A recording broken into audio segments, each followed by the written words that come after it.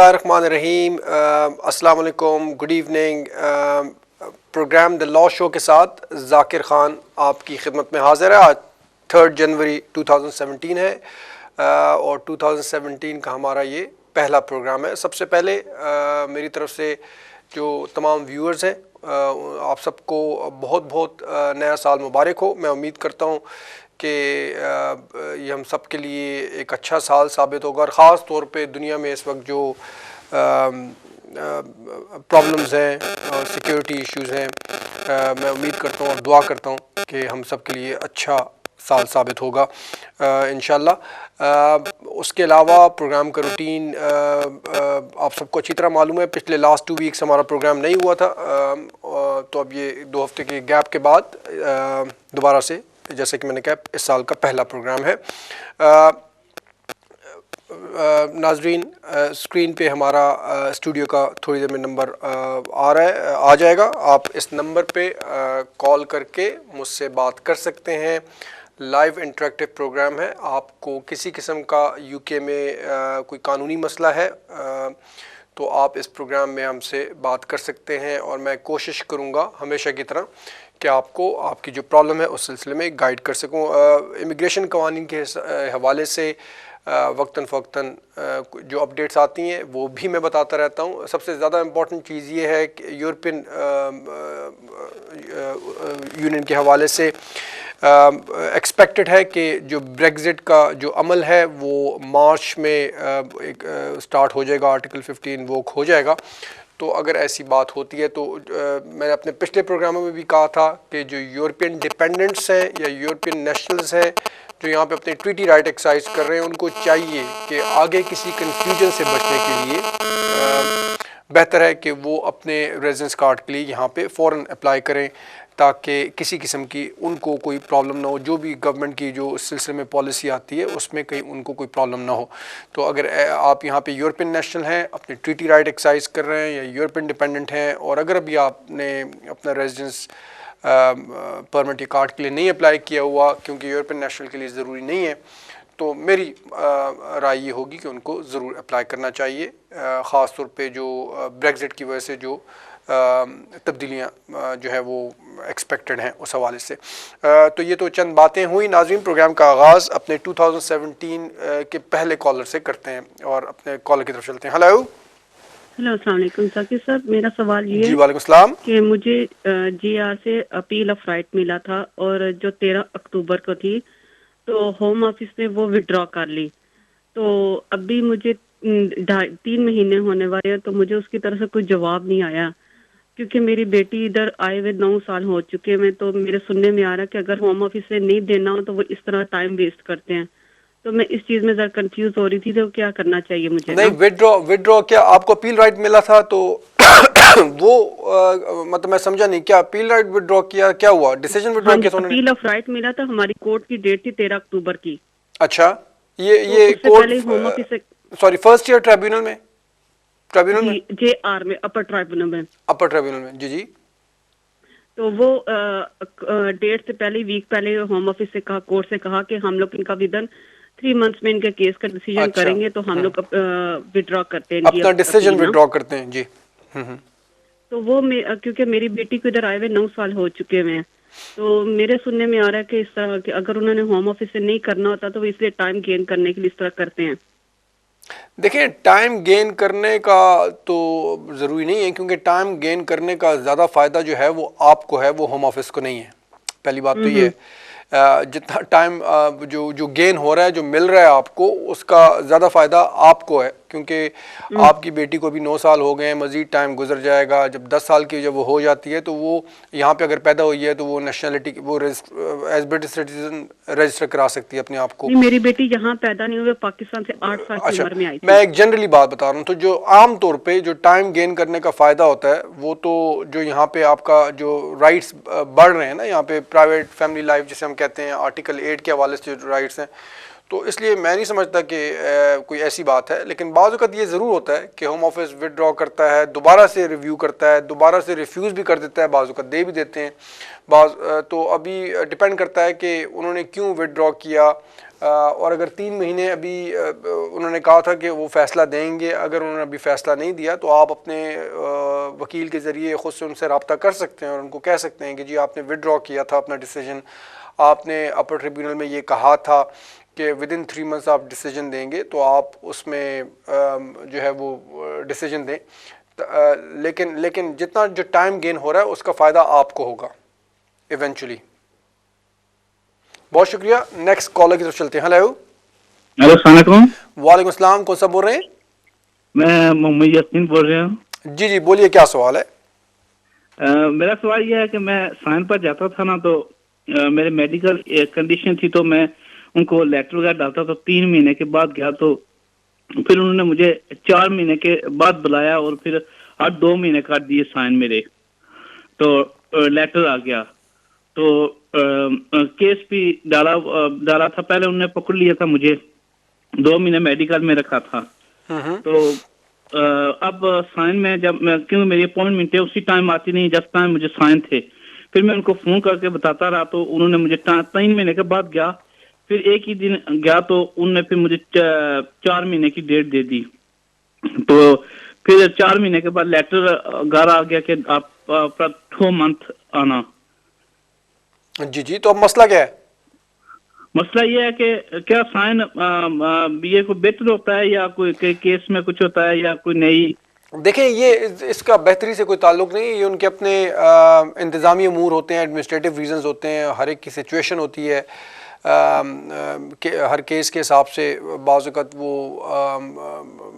मतलब 2-3 महीने बाद बुलाते हैं, बाज़ वक़्त 2 हफ्ते बाद बुलाते हैं। तो इसका ये मतलब कोई नहीं है कि अगर आपको 2 महीने का कर दिया तो ये कोई अच्छी बात है या बुरी बात है। आपका कोई केस तो है ना होम ऑफिस में? हेलो, मेरे ख्याल में कॉलर जो हैं जा चुके हैं, लेकिन बहरहाल अगर आपका कोई एप्लीकेशन है होम ऑफिस में तो अच्छी बात है। अगर 2 महीने का उन्होंने कर दिया तो ठीक है, लेकिन अगर कोई एप्लीकेशन नहीं है, कोई केस नहीं है, तो आपको चाहिए कोई ना कोई आपकी एप्लीकेशन होम ऑफिस में ज़रूर हो। क्योंकि बाज़ वक़्त ये भी होता है कि आपको 1-2 महीने बाद बुलाएंगे या 3 महीने बाद बुलाएंगे, इस दौरान आपके ट्रैवल डॉक्यूमेंट्स वगैरह होम ऑफिस बनवा लेंगे, और अगर आपकी कोई एप्लीकेशन वगैरह नहीं है, कोई केस नहीं चल रहा, तो जो आप साइन के लिए जाएंगे तो आपको पकड़ भी सकते हैं। तो इसलिए बेहतर है कि कोई ना कोई केस आपका चल रहा हो। बहुत शुक्रिया। नेक्स्ट कॉलर की तरफ चलते हैं। Hello hello sir. जी हेलो, कौन सा बोल रहे हैं? हेलो, हैप्पी न्यू ईयर जी। जी हैप्पी न्यू ईयर जी। कौन सा बोल रहे हैं? हम पमा बोल रहे हैं 100 साल से। जी जी बोलें, क्या सवाल है आपका? मैं भाजी यूरोप बारे पुछना ਸੀਗਾ ਤੁਹਾਡੇ ਕੋਲ, ਜਿੱਦਾਂ ਡਿਪੈਂਡਡ ਆ ਨਾ ਮੇਰੇ ਕੋਲ। जी जी जी बोलें। ਮੈਂ ਡਿਪੈਂਡਡ ਆ यूरोप ਦੇ ਜਿੱਦਾਂ ਹਨਾ, ਤੇ ਡਿਪੈਂਡਡ ਵੀਜ਼ਾ ਜਿੱਦਾਂ ਮੇਰੇ ਤੋਂ ਸਾਨੂੰ ਉਦਾਂ ਹੋ ਗਿਆ 3 ਸਾਲ 15 ਸਾਲਾਂ ਦਾ ਮਿਲਿਆ, 3 ਸਾਲ ਹੋ ਗਏ ਆ। ਤੇ ਉਹਦਾ ਡਾਕੂਮੈਂਟ ਸਾਡੇ ਤੋਂ 6 ਸਾਲ ਦੇ ਇਕੱਠੇ, ਤੇ ਮੈਂ ਡੈਫੀਨਿਟਲੀ ਕਰ ਸਕਦਾ ਅਪਲਾਈ ਜਾਂ ਕਿੱਦਾਂ? आपको अभी 3 साल हो गए हैं और आपको जो वीज़ा है वो 5 साल का मिला था ना? 5 साल का मिला था, पर डॉक्यूमेंट ਸਾਡੇ ਤੋਂ ਜਿੱਦਾਂ ਇਕੱਠੇ ਰਹਿੰਦੇ ਆਂ ਉਹ 6-7 ਸਾਲ ਦੇ ਹੈਗੇ ਆ ਨਾ। अच्छा, आपकी वाइफ जो है वो यूरोपियन है? यूरोपियन ਆ। ਪਿਛਲੇ ਮਹੀਨੇ ਜਿੱਦਾਂ ਪਰਮਾਨੈਂਟ ਹੋ ਗਈ ਰੈਜ਼ੀਡੈਂਟ ਨਾ, ਉਹ ਕਰ ਦਿੱਤਾ ਸੀ ਉਹਦਾ ਪਰਮਾਨੈਂਟ ਰੈਜ਼ੀਡੈਂਟ ਦਾ। अच्छा अच्छा, अगर आपके पास इकट्ठे रहने का प्रूफ है, पिछले 5 सालों से इकट्ठे रहने का प्रूफ है अगर, और आपकी जो वाइफ हैं वो 5-6 सालों से ट्रीटी राइट एक्सरसाइज कर रही थी, तो फिर आप परमानेंट रेजिडेंस के लिए अप्लाई कर सकते हैं जी। ਅੱਛਾ, ਮੈਂ ਕਿਸੇ ਨੂੰ ਭਾਜੀ ਪੁੱਛਿਆ, ਕਹਿੰਦੇ ਜੇ ਤੁਸੀਂ ਸ਼ਾਦੀ ਨਹੀਂ ਕੀਤੀ ਜਾਂ ਡਿਪੈਂਡੈਂਟ ਤੌਰ ਤੇ ਆ, ਤੁਹਾਨੂੰ ਅਪੀਲ ਦਾ ਰਾਈਟ ਨਹੀਂ ਦਿੰਦੇ। आपने शादी नहीं की हुई? हेलो हेलो भाजी जी, आपकी शादी को 5 साल अभी नहीं हुए? नहीं, शादी नहीं, जिदा डिपेंडेंट तौर पे मिला सी मैंने पार्टनरशिप पे। अच्छा अच्छा अच्छा अच्छा, ठीक है।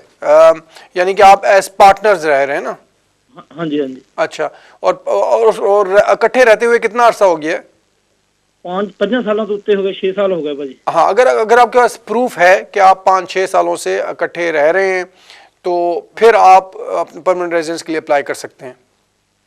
ਅੱਛਾ ਅੱਛਾ, ਇਦਾਂ ਮੈਂ ਕਿਹਾ ਰੱਖਦੇ ਤਾਂ ਨਹੀਂ ਹੁੰਦੇ, ਜਾਂ ਪਾਸਪੋਰਟ ਰੱਖ ਲੈਣ, ਕਹਿੰਦੇ ਵਿਆਹ ਹੋਣਾ ਜ਼ਰੂਰੀ ਆ, डिपेंडेंट ਨੂੰ ਮੰਨਦੇ नहीं, अपील ਦਾ राइट नहीं ਦਿੰਦੇ। देखिए, बात ये होती है कि जब आप एज पार्टनर्स रह रहे होते हैं तो ऑब्वियसली उसमें ज़रा मुश्किल हो जाता है ये प्रूफ करना कि आप लोग एज पार्टनर्स रह रहे थे, तो इसलिए उसकी रिक्वायरमेंट्स और जो वो कागज़ों के हवाले से वो ज़्यादा हैं। लेकिन बहरहाल अगर आपको 5 साल इकट्ठे रहते हुए हो गए हैं एज पार्टनर्स, आपकी वाइफ टीटी राइट एक्सरसाइज करती रही हैं इस दौरान थ्रू आउट पूरे 5 सालों में, तो फिर आप बिल्कुल अप्लाई कर सकते हैं। डॉक्यूमेंट वो जो आप कह रहे हैं कि पासपोर्ट रख तो नहीं देंगे, तो रखने का तो कोई नहीं, वो रखेंगे तो नहीं, या आपको अगर वो नहीं देंगे तो वो कोई वजह बता के रिफ्यूज़ कर देंगे। लेकिन पासपोर्ट चूंकि आपके पास अभी वीज़ा तो है वैसे ही, हाँ जी, हाँ जी, तो वीज़ा है, 2 साल आपको का आपको रहेगा, पासपोर्ट वापस कर देंगे जी। हाँ जी, हाँ जी। ठीक है। और ख़ास तौर पे जो आजकल के जो हालात हैं जो ब्रेक्जिट के हवाले से, जिस तरह मैंने शुरू में भी कहा था प्रोग्राम के हवाले से, तो बेहतर है कि अगर आपका टाइम पूरा हो गया तो आप ज़रूर अप्लाई करें। ठीक है, बहुत शुक्रिया। नेक्स्ट कॉलर की तरफ चलते हैं। हेलो हेलो हेलो, अस्सलाम वालेकुम। वालेकुम सलाम, कौन सा बोल रहे हैं? मैं रजीब बात कर रहा हूँ। सवाल मेरा यही है कि मैं अपनी वाइफ की मंगवाना चाहता हूँ, मैं बेनिफिट ले रहा हूँ। जी जी। तो मैं बेनिफिट ले रहा हूँ, तो डिसेबिलिटी मेरे पास है, तो मैं अप्लाई कर सकता हूँ, मंगवा सकता हूँ या नहीं मंगवा सकता? आपको डिसेबिलिटी लिविंग अलाउंस मिल रहा है? जी जी। जी, आप अगर आपको डिसेबिलिटी लिविंग अलाउंस मिल रहा है तो फिर आप बुला सकते हैं। अगर आप परमानेंटली कोई ऐसी वजह है कि जिसकी वजह से काम नहीं कर सकते, डॉक्टर वगैरह का मेडिकल रिकॉर्ड भी है जिससे ये पता चलता है कि आपकी परमानेंट डिसेबिलिटी है और आप काम नहीं कर सकते, तो फिर अगर ऐसी सूरत है तो फिर आप बुला सकते हैं। लेकिन फिर आपको ये भी चाहिए होगा कि कोई अगर थर्ड पार्टी, यानी कि आपका कोई रिश्तेदार वगैरह, भाई बहन जो कि कह सके कि वो भी सपोर्ट करेंगे फाइनेंशियली जब आपकी वाइफ यहाँ पे आ जाती हैं, जब तक कि वो ख़ुद उनको कोई जॉब शॉप नहीं मिल जाती या वो अपना ख़र्चा ख़ुद नहीं बर्दाश्त कर सकती। बहुत शुक्रिया। नेक्स्ट कॉलर की तरफ चलते हैं। हेलो हेलो, अस्सलाम वालेकुम। जी, वालेकुम अस्सलाम जी, कौन बोल रही हैं और क्या सवाल है आपका? जी, मैं मिसेस फारूक बात कर रही हूँ और मेरा ये क्वेश्चन है आपसे जी जी, कि बोले। जब हम स्पाउस वीज़ा के लिए अप्लाई करते हैं तो उसमें मेडिकल जो है चार्जेस वगैरह हम पे करते हैं, जी, तो क्या वो मेडिकल इंश्योरेंस है?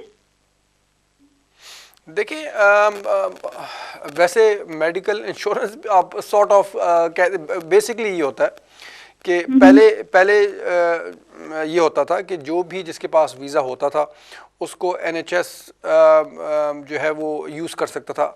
पहले फ्री में उनको कोई पेमेंट नहीं करनी पड़ती थी हेल्थ के लिए।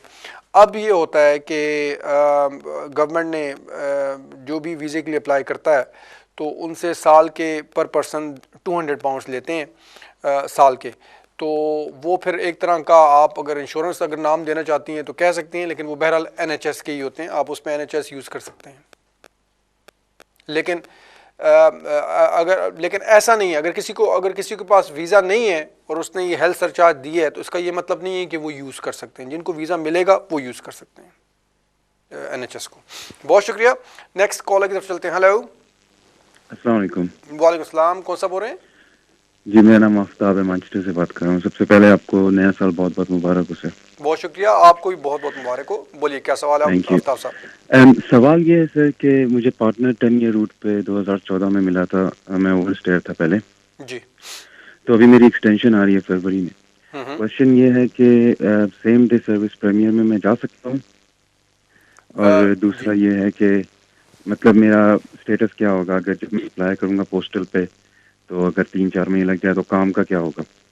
देखिए मेरे ख्याल में जहाँ तक मेरी इन्फॉर्मेशन, आप ज़रूर जा सकते हैं। आपको ऑलरेडी मिल चुका हुआ है 2.5 साल का, अब आप एक्सटेंशन के लिए जा रहे हैं तो सेम डे सर्विस के लिए तो जहाँ तक मेरी इन्फॉर्मेशन आप जा सकते हैं। जहाँ तक आपने स्टेटस की बात की है, जब आप अपने वीज़े अगर आप बाय पोस्ट अप्लाई करते हैं, अपने वीज़े ख़त्म होने से पहले अगर आप अप्लाई करते हैं तो आपका वही स्टेटस जो कि लास्ट स्टेटस होता है, यानी कि जो आपका अभी आपको लिमिटेड लीव टू रिमेन दी हुई है उन्होंने, वही कंटिन्यू होता है, वही चलता है जब तक कि आपको वीज़ा मिल नहीं जाता, तो आपको काम करने की परमिशन होती है। वही सारी कंडीशंस उसके साथ कंटिन्यू होती हैं। तो फॉर एग्ज़ाम्पल अगर 1 जनवरी 2017 को आपका वीज़ा एक्सपायर हो रहा था और आपने 31 दिसंबर 2016 को अप्लाई कर दिया और होम ऑफिस ने बाय पोस्ट और होम ऑफिस ने मार्च 2017 में आपको डिसीजन दिया, तो वीज़ा तो वो मार्च जनवरी फरवरी वो आपका वही पुराना वीज़ा कंटिन्यू हो रहा है। अगर वो होम ऑफिस रिफ्यूज़ कर देता है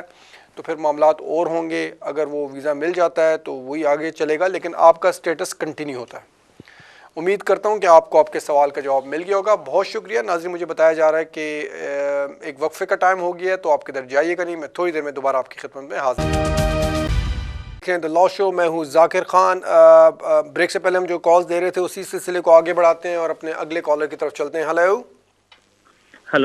जी, हेलो, अस्सलाम वालेकुम सर। वालेकुम अस्सलाम। कौन साहब बोल रहे हैं? सर आजम बोल रहा हूँ मैं न्यू मार्केट से। जी आजम साहब बोलिए, क्या सवाल है आपका? सर जी मैंने लास्ट ईयर भी आपको कॉल किया था, वो अपना ये सवाल पूछने के लिए। सॉरी आपको अगेन कर रहा हूँ नहीं, हम यहाँ पे आते ही तो, इसलिए हैं कि आप लोग हमें कॉल कर सकें और आपको जो मसला उस सिलसिले में गाइड कर सकें। तो बोलिए आपको क्या सवाल है? मैंने 2015 में 29 को मेरे फिंगरप्रिंट आ गए थे, पासपोर्ट मैंने अप्लाई किया था। अभी 1 साल और 2 महीने हो गए हैं मेरे गए हुए। उन्होंने पीछे एक लेटर मुझे सेंड किया है, तो आपका हमारा प्रोसीजर होता है 6 मंथ का, तो वो कह रहे थे, तो बस उन्होंने यही लिख के भेजा है, अभी हम डिसीजन ले रहे हैं। तो अभी वो कुछ भी नहीं उन्होंने आपके पास भेजा। वीजा नहीं, आपने 2015 में अप्लाई किया, तो उससे पहले क्या वीजा था? 2015 में मैंने अप्लाई किया, तो 2 वीक के बाद मेरे फिंगरप्रिंट आ गए थे। नहीं, आप किस वीजे के लिए अप्लाई किया आपने? मैंने पासपोर्ट के लिए सॉरी किया था। अच्छा, आपने अभी नेशनलिटी के लिए अप्लाई किया? जी नेशनलिटी के लिए अप्लाई किया है। तो उन्होंने अभी लेटर भेजा है क्रिसमस से पहले। अच्छा, तो उन्होंने एक लेटर भेजा है, सॉरी हम अपोलोजाइज करते हैं, 6 महीने का हमारा टाइम होता है, तो उससे ज्यादा हो गया आपका पीरियड, 6 ओवर हो गया है। तो अभी आपका डिसीजन ले रहे हैं, बस उन्होंने इतना लिख के भेजा है मुझे, अभी आपको कोई लेटर सेंड करते हैं। अभी तो छुट्टियां बीच में आ गई क्रिसमस की। आपके सवाल का जवाब तो उन्होंने वैसे ही दे दिया। उन्होंने आपसे अपोलोजाइज किया और कहा है कि लेट हो गया आपका, तो अभी हम आपका डिसीजन देंगे। तो अगर ऐसी बात है तो इसका मतलब ये है कि पहले आपकी पुरानी फाइल जो है वो नीचे थी, अब जो है वो ऑब्वियसली केस वर्कर देख रहा है, इसलिए सबसे पहले उसने ये चीज़ नोट की कि 6 महीने से ज़्यादा का टाइम हो गया है और इस वजह से उसने आपको लेटर लिखा। तो मेरा अपना ख्याल ये है कि अभी छुट्टियों से पहले चूँकि आपको लेटर आया, तो होपफुली इस महीने या अगले महीने तक कोई ना कोई डिसीजन आ जाएगा। अगर आपका 1 आध महीने में कोई डिसीजन नहीं आता तो फिर आप दोबारा उनसे रब्ता करके उनको कह सकते हैं कि बहुत ज़्यादा टाइम हो गया, तो ज़रा जल्दी प्रोसेस करें। बहुत शुक्रिया। नेक्स्ट कॉलर की तरफ चलते हैं। हेलो जी, हेलो, अस्सलाम वालेकुम। वालेकुम अस्सलाम। जी, कौन बोल रही हैं? जी मैं आमना बात कर रही हूँ लंदन से। जी, बोलिए क्या सवाल है आपका? जी मेरा ये स्पोज वीज़े के बारे में है कि मैं स्पोज वीज़े पे लंदन आई थी, 33 मंथ का मुझे इन्होंने वीज़ा दिया था। जी वो मेरा एक्सटेंशन के लिए अभी जा रहा है, तो मैंने इसके बारे में 2-4 बातें आपसे पूछनी थी। 2-4 बातें पूछें, बिल्कुल जरूर। हाँ जी, पहली बात तो ये पूछनी थी कि मेरे हस्बैंड जो है वो सेल्फ एम्प्लॉयड है जी, ठीक है, और उनकी कौन से साथ में कागज लगेंगे जो जाएंगे, और दूसरी बात कि मेरे लिए कौन से कागजात की जरूरत है? सॉरी, आपके हस्बैंड सेल्फ एम्प्लॉयड हैं, तो क्या आप पूछना क्या चाह रही हैं? मैं पूछना चाह रही हूँ कि उनके कौन से डॉक्यूमेंट्स जो है ना वो चाहिए, और दूसरी बात मैंने ये पूछनी थी कि जो NHS है, इसके जब मेरे पहले स्पोज वीजा लगा था तो हमने कोई फीस नहीं पे की इसकी, तो इस दफा क्या देनी पड़ेगी हमें? जी, जहाँ तक पहले सवाल का ताल्लुक है, आपके हस्बैंड अगर सेल्फ एम्प्लॉयड है तो डिपेंड करता है। देखिए, सेल्फ एम्प्लॉयड ज़रा थोड़ा सा उसमें रिक्वायरमेंट ज़रा मुख्तलिफ हो जाती हैं, ज़्यादा हो जाती हैं होम ऑफिस की डॉक्यूमेंटेशन के हवाले से। अगर उनकी कंपनी है तो उसमें फिर अलग उसके और भी मज़ीद डॉक्यूमेंट्स देने पड़ते हैं। कंपनी नहीं है, ख़ुद सेल्फ एम्प्लॉयड रजिस्टर्ड हैं, तो उसके लिए और उनके डॉक्यूमेंट्स। लेकिन जनरली स्पीकिंग उनके जो पिछले जो टैक्स रिटर्न्स जो है वो जाएंगे, उनकी अपनी पर्सनल और बिज़नेस की बैंक स्टेटमेंट्स ये जाएंगी। अकाउंटेंट का जो है वो लेटर जो है वो होता है आमतौर पे। ये तो मेन जनरल, अगर कंपनी है तो फिर कंपनी के टैक्स रिटर्न, फिर इनकॉर्पोरेशन सर्टिफिकेट वगैरह, फिर कंपनी VAT रजिस्टर्ड है नहीं है, तो डिपेंड करता है इन सारी चीज़ों में। लेकिन जनरली ये चीज़ें जो मैंने आपको बताई हैं उनकी इनकम के हवाले से tax returns, bank statements, personal, business और अकाउंटेंट का लेटर। लेकिन बेहतर ये होगा कि जब भी आप अप्लाई करें तो होम ऑफिस की वेबसाइट पे भी लिस्ट होगी। मेरे ख्याल में जो फॉर्म होता है उसके गाइडेंस में भी शायद लिस्ट हो, अगर नहीं है तो किसी वकील के पास जाके डिटेल में एक लिस्ट ले लें ताकि आपको पूरी तरह पता हो कि क्या क्या डॉक्यूमेंटेशन जाने। क्योंकि अगर आप कोई एक आध चीज़ ज़रूरी मिस अगर कर देती हैं तो इसको बेस बना के होम ऑफिस जो है वो रिफ्यूज़ कर सकता है। ये तो जो है पहले आपके सवाल का जवाब हो गया। जो NHS का आपने पूछा, बिल्कुल, जब आपको पहले 2.5-3 साल पहले जब वीज़ा मिला था स्पाउस वीज़ा, तो उस वक्त NHS की जो ये हेल्थ सरचार्ज की जो फ़ीस नहीं हुआ करती थी, लेकिन अब हो गई है। अब जब आप अप्लाई करेंगी वीज़े के लिए तो आपको वो हेल्थ सरचार्ज की फ़ीस देनी पड़ेगी। जी, आपका कोई तीसरा सवाल भी है? अच्छा, मेरे ख्याल में आप जा चुकी हैं। बहरहाल मैं उम्मीद करता हूँ आपको आपके दोनों सवालों के जवाब मिल गए होंगे। बहुत शुक्रिया। नेक्स्ट कॉलर की तरफ चलते हैं। हेलो। अस्सलाम वालेकुम भाई साहब। वालेकुम अस्सलाम जी, कौन सा बोल रहे हैं? मैं कमरान बोल रहा हूँ बर्मिंघम से। जी कामरान साहब, बोलिए क्या सवाल है आपका? अच्छा, मेरे पास सवाल हैं दो छोटे छोटे। एक सवाल तो ये है कि मुझे यूरोपियन पार्टनर के बेस के ऊपर मुझे वीज़ा मिला है तकरीबन 3 साल बाद, अनमैरिड पार्टनर के ऊपर। जी जी, ठीक है ना। मुझे ये पूछना है कि क्या मैं 5 साल के बाद मुझे अब आफ्टर 2 इयर्स में क्या अप्लाई कर सकता हूँ परमानेंट रेजिडेंस के लिए, क्योंकि मुझे ऑलरेडी रहते हुए 3 साल हो गए हैं। जी बिल्कुल आप कर सकते हैं आफ्टर 2 इयर्स। लेकिन देखिए बात ये है, यूरोपियन कानून के हवाले से अभी बड़ी चेंजेस एक्सक्यूज़ मी, बड़ी चेंजेस मुतवक्का हैं। क्योंकि ब्रेग्जिट जो है जिसमें UK अगर बाहर निकलता है तो उस हवाले से हो सकता है कि गवर्नमेंट की कोई पॉलिसीज़ कानून में तब्दीलियाँ आएँ। तो जो अभी करंट कानून है उस हवाले से तो आप कर सकते हैं, लेकिन आगे अब क्या होता है तो वो तो वक्त ही बताएगा। हेलो जी सलाम। जी वालेकुम अस्सलाम जी, कौन सा बोल रहे हैं? जी मैं अब्दुल्ला बात कर रहा हूँ लंदन से। जी अब्दुल्ला साहब बोलिए क्या सवाल है आपका? मेरे 2-3 क्वेश्चन है, रिलेटेड है। एक्चुअली मैं अपनी वाइफ का लॉन्ग रेजिडेंसी के ऊपर वीजा अप्लाई करना चाह रहा हूँ, लेकिन उनका इशू ये है कि एक उनका गैप आ गया जो कि हस्बैंड डेज से ज्यादा था। जी जी। और बेसिकली हुआ ये था कि वो बच्चे की पैदाइश के बाद 2009 में वो पाकिस्तान चली गई थी, फिर वहां पे जाके थोड़ी बीमार हो गई, पोस्टनाटल डिप्रेशन में चली गई, तो इसलिए वो 1 साल तक वापस नहीं आ सकी। अच्छा, तो सबसे पहला सवाल ये कि क्या हमें अप्लाई करना चाहिए? देखिए आम तौर पे अगर जिस तरह के आपको मेरे ख्याल में मालूम भी है कि जब 6 महीने से ज़्यादा का जब गैप आ जाए तो आपकी जो वो कंटिन्यूटी है, जैसे हम कहते हैं वो रेजिडेंस की जो कंटिन्यूटी है वो ब्रेक हो जाती है। अब आप कह रहे हैं 1 साल तक, 1 साल जो है 6 महीने तकरीबन डबल जो है वो टाइम वो बाहर रही हैं। और होम ऑफिस आम तौर पे अगर थोड़े दिन भी हों तो they are very strict, unless कि कोई आपके कोई एक्सेप्शनल सर्कमस्टांसेस रीजंस हो, कोई एक्सेप्शनल कंपैशनेट सर्कमस्टांसेस हो, लेकिन फिर वो उनकी होम ऑफिस की डिस्क्रेशनरी पावर आ जाती है कि वो उसको किस तरह देखते हैं, एक्सेप्ट करते हैं या नहीं करते। तो आप कह रहे हैं कि तकरीबन 1 साल वो बाहर रही हैं कंटिन्यूसली, तो अब बहरहाल अगर आप चाहें तो आप अप्लाई कर सकते हैं, लेकिन मेरे ख्याल में बहुत मुश्किल होगा कि होम ऑफिस इस चीज़ को एक्सेप्ट करे कि वो कंटिन्यूटी को जो है वो ब्रेक नहीं हुई। बहुत शुक्रिया। नेक्स्ट कॉलर की तरफ चलते हैं। हेलो हेलो, अस्सलाम वालेकुम। जी वालेकुम अस्सलाम जी, कौन बोल रही हैं और क्या सवाल है आपका? मैं मिसेस फारूक बात कर रही हूँ। थोड़ी देर पहले आपसे बात हो रही थी, जी जी मेरी लाइन डिस्कनेक्ट हो गई। जी जी। वो मैंने आपसे सवाल किया था कि जब हम स्पाउस वीज़ा के लिए अप्लाई करते हैं उस वक्त हम लोग NHS जो पे कर रहे होते हैं, तो क्या वो हेल्थ इंश्योरेंस होता है? तो आपने कहा कि जी एक तरह से कह सकते देखिए हैं। हेल्थ इंश्योरेंस उस हवाले से नहीं कि आप किसी प्राइवेट हॉस्पिटल में जाके और वो अगर आई एम सॉरी अगर आप ये समझिए, मेरे कहने का मतलब ये था कि अगर आप उसको NHS का ये नाम देना चाहें कि NHS को चूँकि आपने पे किया है तो आप NHS जाके आप उनकी सर्विसेज ले सकते हैं, तो उस हवाले तक तो ठीक है, उस हद तक तो ठीक है। लेकिन ये ऐसी हेल्थ इंश्योरेंस नहीं है कि आप प्राइवेटली जो है वो उसको मतलब ये कि किसी हॉस्पिटल प्राइवेट ट्रीटमेंट ले सकें। मैं ये पूछना चाह रही थी कि जब हम मेडिसिन वगैरह बाय करते हैं, उसकी पेमेंट करते हैं, तो क्या हम लोग उसको क्लेम कर सकते हैं?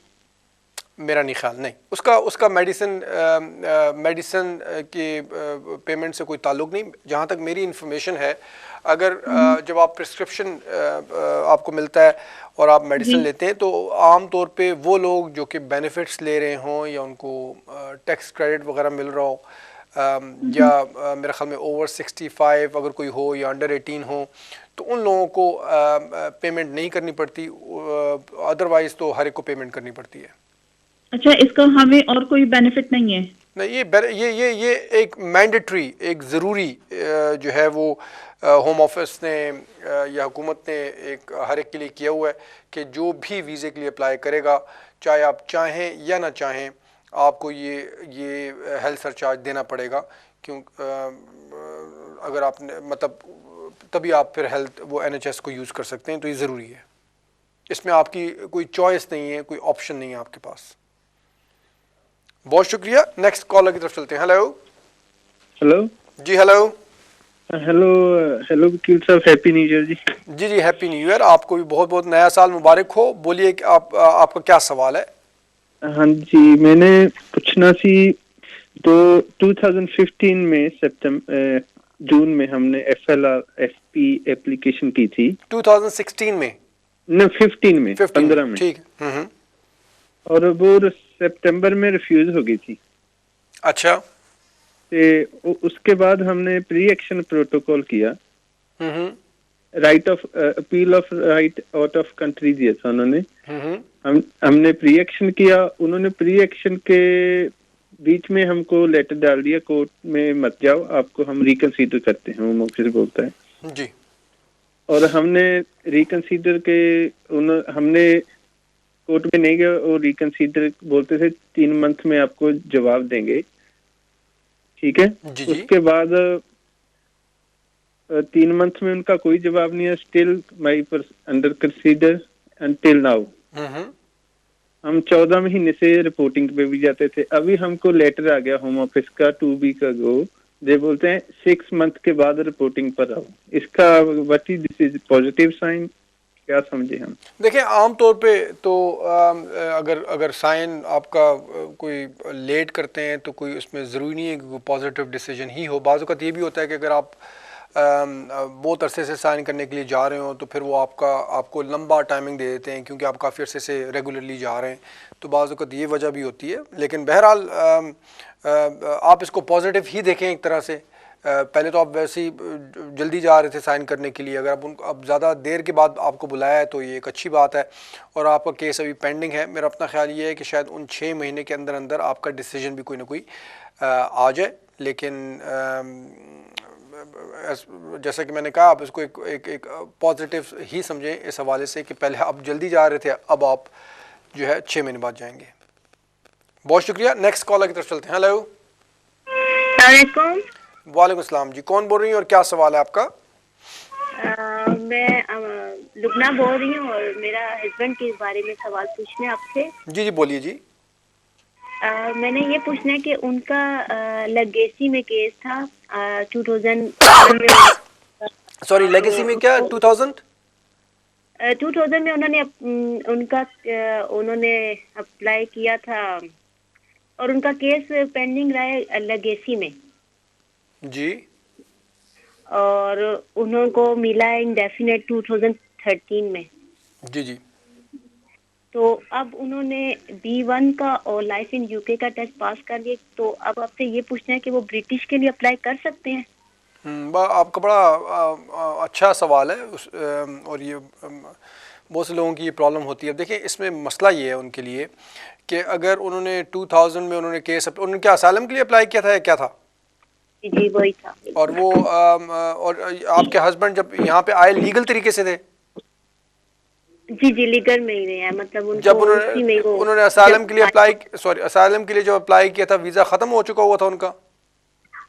नहीं, उनका वीज़ा असाइलम में उन्होंने अप्लाई किया था, उनका चलता रहा और उन्होंने 2006 में उनको कहा था कि उनको कर देंगे, मतलब उनको देखिए आम तौर पे, अब मुझे एग्जैक्टली तो उनके केस का नहीं मालूम, लेकिन आम तौर पे ये होता है या होता रहा है कि जब कोई असाइलम के लिए अप्लाई करता है, या पहले जब करते थे, जब लंबा टाइम लगा करता था, तो और जब केस आपका रिफ्यूज़ हो जाए, क्योंकि असाइलम कोई 13 साल तक तो नहीं चलता ना, वो ये होता है कि आपका केस रिफ्यूज़ हो गया, फिर रिफ्यूज़ हो गया, अपील से अपील अगर रिफ्यूज़ हो गई, फिर उसके बाद आपने कोई फ्रेश एप्लीकेशन की, कोई नए एविडेंस के साथ एप्लीकेशन की, और आखिरकार कहीं जाके केस आपका आपके हस्बैंड का लेगेसी में। तो यही सिचुएशन थी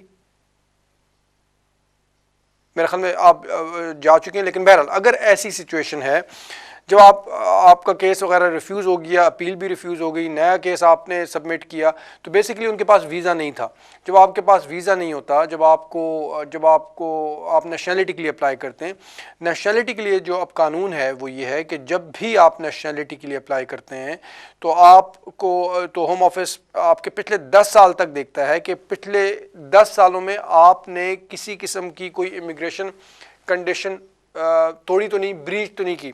और अगर आपके पास वीज़ा ना हो, जिस तरह कि मैंने भी मिसाल दी थी, अगर आपके पास पिछले 10 सालों में कोई भी ऐसा टाइम है कि जिसमें आपके पास वीज़ा वगैरह नहीं था, तो ये भी एक रीज़न है होम ऑफिस का रिफ्यूज़ करने का कि जी पिछले 10 सालों में आपके पास चूँकि वीज़ा नहीं था या आपका केस रिफ्यूज़ हुआ था और उसके बाद आपने अप्लाई किया था, तो इसलिए हम आपको अभी नेशनलिटी नहीं देते।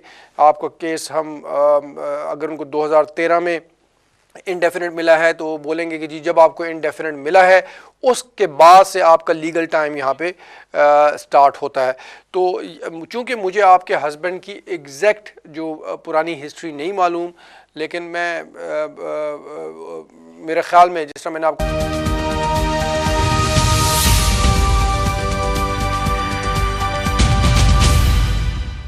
अगर करेंगे तो चांस ये है कि उनको रिफ्यूज़ किया जाए। बेहतर है कि वो किसी वकील के पास जाके डिटेल में इसको डिस्कस कर लें।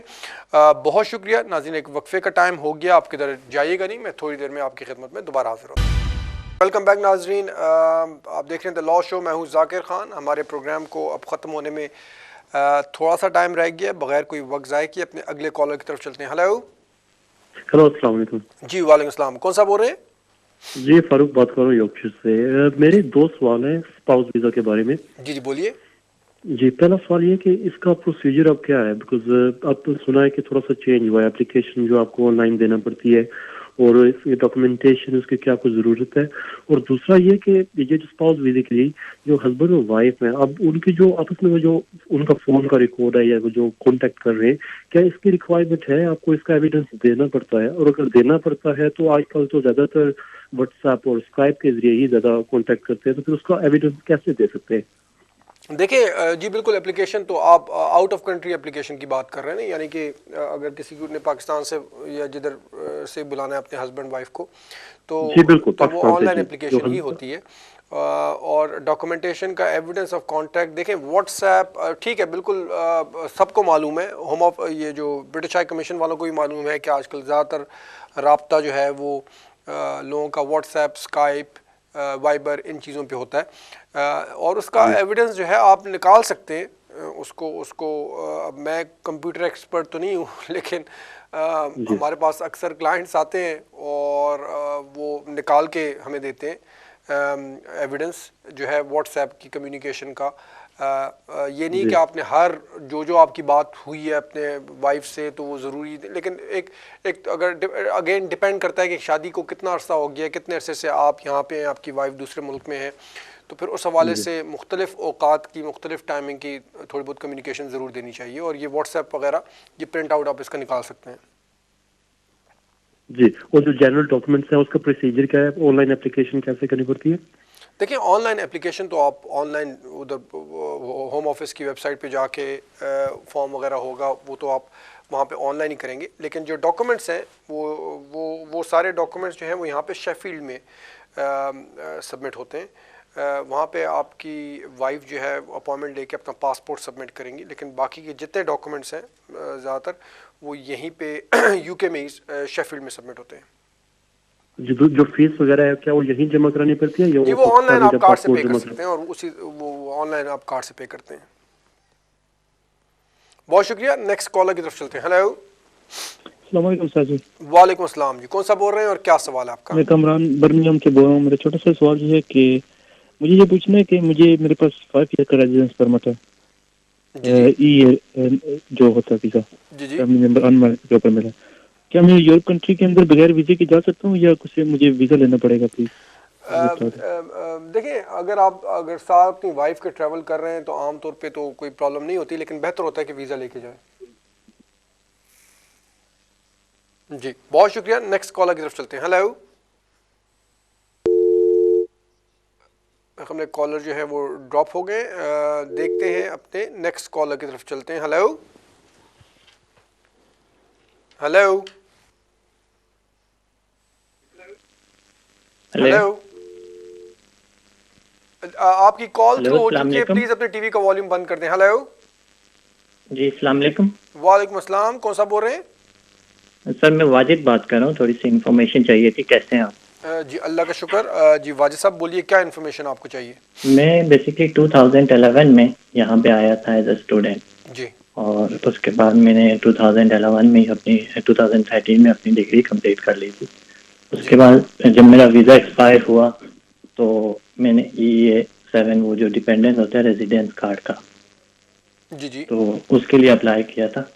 मेरे अंकल थे, उनके पास यूके नेशनल थे जी, तो उसके बाद वो 3-4 साल से ऐसे ही हो रहा है, मैं अप्लाई कर रहा हूँ, रिफ्यूज हो रहा है और इसी तरह समटाइम वो राइट ऑफ अपील दे रहे हैं, समटाइम नहीं दे रहे। जी, अब आपका सवाल क्या है? तो मैं जानना ये चाह रहा था कि कब तक चलता रहेगा, मतलब वो कह देंगे कि ना you can not further submit any application या फिर मुझे राइट होगा मैं फिर अप्लाई कर सकता हूँ, या फिर उसके अलावा और कौन सी ऑप्शन है मेरे पास? देखिए, एप्लीकेशन तो जो है आप दे सकते हैं। बहरहाल अगर आपका एप्लीकेशन रिफ्यूज़ हुई है तो होम ऑफिस ने उसमें कोई रीज़न दिए होंगे ना, आपके जो आपको रिफ्यूज़ल उन्होंने दिया है तो उसमें उन्होंने कोई वजूहात बताई होगी क्यों वो रिफ्यूज़ कर रहे हैं। तो अगर आप उन वजूहात को सेटिस्फाई नहीं कर सकते, अगर वो तो फिर ऑब्वियसली इस कैटेगरी में आपको दोबारा अप्लाई करने का तो बार बार कोई फ़ायदा नहीं होगा। जी, तो फिर अगर आपको जनरली आपको मालूम करना है कि जी मैं और क्या कर सकता हूँ, तो अगर आप कोई यहाँ पे आए हुए, आपने कहा 2011 में आप आए ना, तो आप जी तकरीबन 6 साल हो गए। हाँ, तो आप 6 साल, आपकी एज क्या है? मेरी एज 30 है और मैं बेसिकली प्रोफेशनली मैं भी ला रही हूँ, यहाँ पे आके मैंने LLM डिग्री भी अपनी कंप्लीट की थी। अब देखिए तो फिर आपके पास ऑप्शन यही रह जाता है, क्योंकि अभी टेक्निकली अगर आपके वीज़ाज रिफ्यूज़ होते गए तो अभी आप ओवर स्टे हो गए, ठीक है, तो आपके पास वीज़ा तो अभी है नहीं, तो आपकी जो है ज़्यादा से ज़्यादा प्राइवेट फैमिली लाइफ की बेसिस पे एप्लीकेशन अगर डल सकती है, वो भी तब कि अगर आप ये शो कर सकें कि आपके यहाँ पे बहुत ज़्यादा स्ट्रॉन्ग कनेक्शंस हैं, जो कि 5-6 साल का अरसा कोई बहुत ज़्यादा लंबा अरसा नहीं है। इसमें आपको प्रॉब्लम होगी कि अगर आप इस बेसिस पे भी अप्लाई करते। मेरा मशवरा ये है कि आप किसी वकील के पास जाएं और अपने सिचुएशन के हिसाब से, सर्कमस्टांसेस के हिसाब से डिटेल में ये बात करने वाली बात है, तो डिटेल में बात करके इस सिलसिले में मशवरा लें। बहुत शुक्रिया। नेक्स्ट कॉलर की तरफ चलते हैं। हेलो, अस्सलाम वालेकुम। वालेकुम अस्सलाम। जी, कौन सा बोल रहे हैं? मैं जी उस्मान बोल रहा हूँ लिंकनशायर से। जी उस्मान साहब बोलिए, क्या सवाल है आपका? मुझे विजिट वीज़ा के मुतालिक मालूम करना है। मैं ब्रिटिश नेशनल हूँ, मेरी बेटी पाकिस्तान से आके मुझे विजिट करती है हर साल, तो कई दफ़ा आ चुकी है। 2009 में उसका एप्लीकेशन रिफ्यूज़ हो गई थी, उसके बाद हमने अपील की तो डिसीजन रिवर्स हो गया था, फिर उसे 2 साल का वीज़ा मिला था, उसके बाद फिर 5 साल का वीज़ा मिला था, अब उसका वीज़ा फिर ड्यू है। तो मालूम ये करना था कि एप्लीकेशन का प्रोसेस क्या है, ऑनलाइन होती है या पेपर एप्लीकेशन होती है? जी ऑनलाइन एप्लीकेशन होती है, ऑनलाइन एप्लीकेशन होती है जी। और वो अब 10 साल के लिए हम अप्लाई कर सकते हैं? अब पहले 5 साल का मिला था, 10 साल के लिए अप्लाई कर सकते हैं। ऑब्वियसली रिक्वायरमेंट्स बहरहाल वो आपको फिर भी विज़िट के लिए पूरा करना पड़ेगी, दोबारा से विज़िट वीज़ा के लिए उनको अपने पाकिस्तान में कनेक्शंस शो करना पड़ेंगे, या जहाँ से भी वो आ रही हैं कनेक्शंस शो करना पड़ेंगे कि वहाँ पे स्ट्रॉन्ग कनेक्शंस हैं, और वीज़े की अगर रिक्वायरमेंट पूरी करती हैं तो फिर अप्लाई कर सकती हैं 10 साल के लिए। और वो एप्लीकेशन के लिए और दूसरे पेपर्स वगैरह कौन से, डॉक्यूमेंट्स कौन से देने पड़ेंगे? देखिए, मैंने वही कहा कि जब जो भी विज़िट के लिए अप्लाई करता है तो उसको ये प्रूव करना पड़ता है। 2 उसके मेन एस्पेक्ट्स होते हैं। एक ये कि अपने मुल्क में जहाँ से वो आ रहे हैं वहाँ पे उनके कितने स्ट्रॉन्ग सोशल इकोनॉमिक कनेक्शंस हैं, यानी कि रिश्तेदार, हस्बैंड वाइफ, बच्चे जो भी हैं क्या काम करते हैं, कितने स्ट्रॉन्ग, कितने सेटल्ड हैं अपने मुल्क में, क्योंकि जितना कोई ज़्यादा सेटल्ड होगा अपने मुल्क में उतना चांस ये home office British high commission उनको वीज़ा देगी, क्योंकि उनको ये लगेगा कि चूँकि यहाँ पे बड़ी अच्छी तरह सेटल्ड हैं, इनके यहाँ पे बच्चे हैं, इनके यहाँ पे हस्बैंड वाइफ है, इनके यहाँ पे बिजनेस है, काम है, कारोबार है, अच्छी तरह सेटल है, तो उनको कोई रीज़न नहीं है कि ये यूके में जाके वापस ना आए। तो ये तो एक एस्पेक्ट है। दूसरा एस्पेक्ट फिर ये कि क्यों यहाँ पे आ रहे हैं यूके में विजिट के लिए, सैर के लिए आ रहे हैं, अपने रिश्तेदारों को मिलने के लिए आ रहे हैं, तो ये दोनों एस्पेक्ट सेटिस्फाई करने होते हैं। आपकी बेटी को भी वहाँ पे इस सिलसिले में डॉक्यूमेंटेशन के हवाले से जो भी उनकी सिचुएशन है, उनके हस्बैंड हैं, बच्चे हैं, उन सारों के डॉक्यूमेंट्स, बिजनेस वगैरह करती हैं, जॉब करती हैं, जो भी उनकी सिचुएशन उस हवाले से बैंक स्टेटमेंट्स, पे स्लिप्स, ये सारी चीज़ें लगानी पड़ेंगी। अच्छा जी, बहुत शुक्रिया। नेक्स्ट कॉलर की तरफ चलते हैं। हेलो हेलो जी, अस्सलाम वालेकुम। वालेकुम अस्सलाम जी, कौन सा बोल रहे हैं और क्या सवाल है आपका? जी, अब्दुल्ला बात कर रहा हूँ लंदन से। जी अब्दुल्ला साहब, पहले आपसे बात हुई थी, मैं अपनी वाइफ का ILR अप्लाई करना चाह रहा था लॉन्ग रेजिडेंसी पे। जी जी। तो मेरी कॉल ड्रॉप हो गई थी दरमियान में। आप वही हैं जो कह रहे थे कि जिनको साल जी एग्जैक्टली जी। तो मैंने तो आपके सवाल का जवाब दे दिया। कुछ डॉक्यूमेंटेशन साथ में लगाना चाहिए हमें, क्योंकि वो वहाँ पे काफी देर बीमार रही, तो उसमें कोई डॉक्यूमेंटेशन हमें हेल्प कर सकती है? बिल्कुल। देखें, अगर जैसा कि मैंने आपको पहले बताया था कि ऑब्वियसली साल का अरसा बहुत लंबा अरसा होता है, 6 महीने अलाउड है, 6 महीने से आपने डबल टाइम ज़्यादा गुजारा है, तो जितना ज़्यादा टाइम आप गुजारेंगे उतना ज़्यादा आपके ऊपर बर्डन हो जाता है प्रूव करने का कि क्या ऐसे रीज़न थे कि जिसकी वजह से आपको इतना टाइम बाहर गुजारना पड़ा। तो अगर आपके पास डॉक्यूमेंटेशन वगैरह है, जितनी डॉक्यूमेंटेशन है वो सारा ज़रूर लगाएं। बहरहाल वो ये होम ऑफिस की फिर डिस्क्रेशन होगी, लेकिन बहुत मुश्किल है कि 6 महीने से वो साल का टाइम जो है वो होम ऑफिस एक्सेप्ट करे। बहुत शुक्रिया। नेक्स्ट कॉलर की तरफ चलते हैं। Hello hello hello sir. जी हेलो। हेलो सर, हमें एडवाइस चाहिए थी अडॉप्शन के बारे में। जी जी बोलिए। सर, हमने ना एक लड़की अडॉप्ट की है, इनके भाई की है, वो इंडिया में है अभी, तो हम यूके में हैं और हमारे पास मेरे हस्बैंड के पास यूरोपियन पासपोर्ट है, तो उसे अडॉप्ट किए हुए लगभग 3 साल हो गए हैं। जी जी। तो इंडिया में हमने लीगली उसे अडॉप्ट किया था, तो यहाँ पे हमने उसके लिए अप्लाई करना चाहा, तो हमें लॉयर ने बोला कि ये नहीं हो सकता, आपको इंटर कंट्री अडॉप्शन सर्टिफिकेट चाहिए यहाँ पे। और मोस्टली हमने कई लॉयर से पूछा कि मतलब कि किसी को अडॉप्शन के बारे में अच्छी तरह पता नहीं है, तो हमें वो 7 साल की है अभी, और हमारा एक बेटा भी है 5 साल का जी। तो हमें उसके बारे में एडवाइस चाहिए थे, हम क्या करें और लाइक उसका हो सकता है वो। मैं आपको बिल्कुल थोड़ा बहुत बता सकूंगा, ज़्यादा नहीं बता सकूंगा क्योंकि वक्त मुझे इस बात की इजाज़त नहीं देगा, और ये टीवी पे इतनी डिटेल में बात नहीं हो सकती। लेकिन जनरली स्पीकिंग, जब आप किसी को अडॉप्ट करते हैं दूसरे मुल्क में और वहाँ से लेके आते हैं, तो उसके लिए पहले तो आपको अपनी यहाँ पे लोकल अथॉरिटी से एक उनका प्रोसीजर होता है, वहाँ पे अप्लाई करना पड़ता है। लोकल अथॉरिटी जो भी आपकी काउंसिल, आप उनके पास जाएं और उनको बोलें कि इस तरह आप अडॉप्ट करना चाह रहे हैं या आपने अडॉप्ट किया है किसी बच्चे को, तो उनका एक प्रोसीजर होता है, वो आपको अप्रूव करेंगे। जब वो आपको अप्रूव करेंगे तो फिर आप जाएंगे इंडिया में, और वहाँ पे जो है आपने मुझे बताया कि इंडियन कानून के मुताबिक आप अडॉप्ट कर चुके हैं, वो सारे लीगल डॉक्यूमेंट्स आपके पास हैं। तो अगर ये दोनों चीज़ें हो जाती हैं तो फिर आप अप्लाई करेंगे उसके वीज़े के लिए। आपको इस सिलसिले में सारा प्रूफ वगैरह भी देना पड़ेगा कि आप बच्चे को, जिस तरह आप बता रहे हैं कि 3 साल पहले आपने अडॉप्ट किया था, तो आप सपोर्ट कर रहे हैं, जो भी सिचुएशन है उस हवाले से। तो ये तो एक मैंने आपको एक जनरल मशवरा दी है। जो है बेहतर है कि आप किसी वकील से जाके डिटेल में इस सिलसिले में रब्ता करें। मुझसे रब्ता करना चाहें तो तब भी आप रब्ता कर सकते हैं, लेकिन ये डिटेल में बात करने वाली चीज़ है। बहुत शुक्रिया। नेक्स्ट कॉलर की तरफ चलते हैं। हेलो जी। वालेकुम अस्सलाम जी, कौन बोल रही हैं और क्या सवाल है? मैं लुबना बात कर रही हूँ। सॉरी, मेरी पहले एक कॉल ड्रॉप हो गई थी। मैं अपने हस्बैंड के बारे में आपसे कुछ पूछ रही थी। जी जी बिल्कुल, बोलिए क्या पूछ रही थी आप? हाँ, मैं आपसे ये कह रही थी कि 2000 में ये आए थे, इन्होंने एयरपोर्ट पे असालम इन्होंने लिया था, अप्लाई किया था, तो उस पे फिर ये हुआ कि इनका रिफ्यूज हो गया था।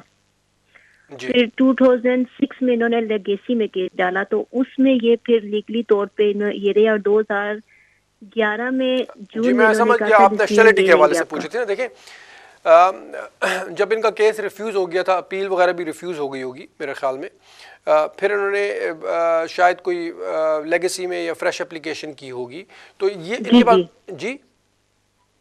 जी दोबारा से फ्रेश ही की थी, जी फ्रेश, मैं समझ था गया। तो इनके पास वीज़ा नहीं था। वो जो टाइम होता है ना आपका, वो लीगल काउंट नहीं होता। वो इस हवाले से तो आप उसको अगर कहना चाहें लीगल के जी, चूँकि आप होम ऑफिस के पास आपकी एप्लीकेशन है तो आपको किसी किस्म का ख़तरा नहीं है, तो वो एक अलग चीज़ है। लेकिन कानूनन आपके पास वीज़ा नहीं होता कि वो आपका लीगल टाइम काउंट किया जाए। तो इसलिए आपके हस्बैंड के पास वो लीगल स्टे नहीं था जब तक कि उनको इंडेफिनिट मिल नहीं गया। अब जब उनको इंडेफिनिट मिला, मेरे ख्याल में 2013 में उनको इंडेफिनिट मिला था, तो जो कानून है उस हवाले से 2023 से पहले वो नेशनलिटी के लिए अगर अप्लाई करते हैं, जब भी वो अप्लाई करेंगे तो होम ऑफिस पिछले 10 सालों में देखेगा कि ये लीगल थे कि नहीं थे। और चूँकि अगर वो अभी अप्लाई करते हैं 2017 में, तो 2007 जनवरी से 2017 तक होम ऑफिस जाएगा। तो इस चूँकि लीगल नहीं थे तो उनको केस चांस है कि रिफ्यूज़ हो जाए।